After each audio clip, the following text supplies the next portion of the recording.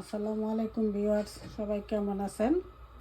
আজকে আমি মুগ ডাল দিয়ে পুঁই শাক দিয়ে রান্না করব। তো প্রথমে দিয়ে দিলাম সরিষার তেল,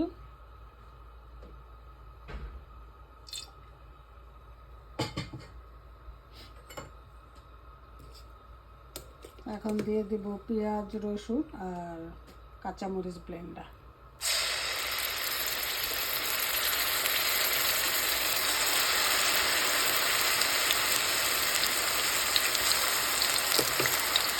মশলাটা আমার ভাজা হয়ে গেছে।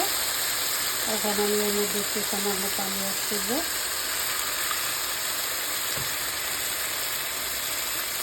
সাথে আমি এত সমস্ত মশলাগুলো দেবো ধনিয়া পাতি,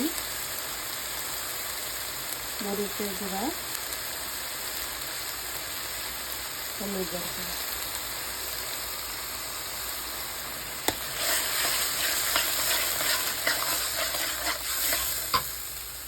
মশলাটা আমার কষানো হয়ে গেছে। এখন এর মধ্যে আমি মুগ ডাল দিয়ে দেব।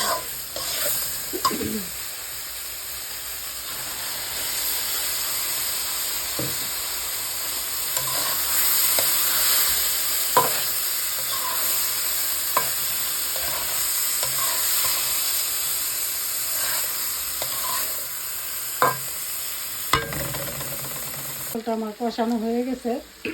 এখন আমি এর সাথে অ্যাড করব পানি।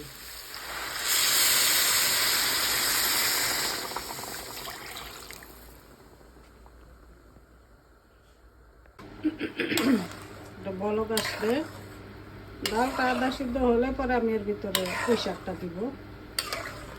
তাহলে দুইটা একসাথে ডালটা গলে যাব আর শাকটাও সুন্দর সিদ্ধ হবে।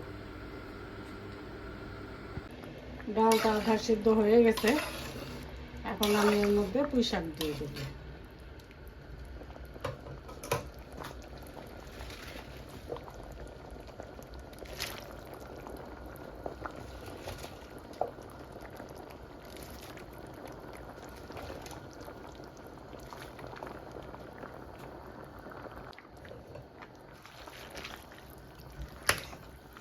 এখন এটা শাকও সিদ্ধ হবে, শাকের ডাঁটাগুলো, আর ডালটাও সিদ্ধ হয়ে যাবে ফুল।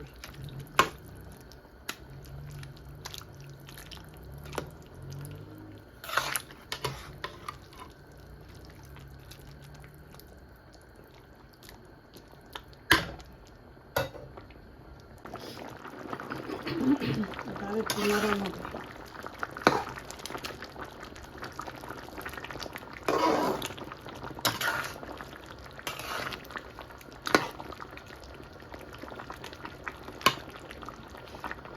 তো ধিমা জলে রেখে দিলে ডালটা গলে যাবে।